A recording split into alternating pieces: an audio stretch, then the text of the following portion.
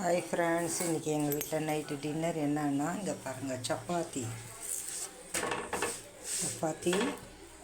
அதுக்கு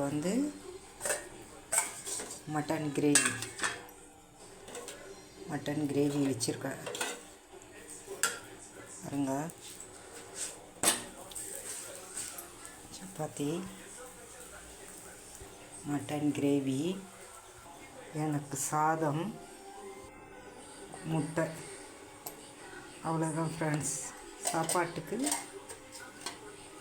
மீன் குழம்பு கொஞ்சமாக இருக்குது, கொஞ்சம் சாப்பாட்டுக்கு கொஞ்சம் மீன் குழம்பு.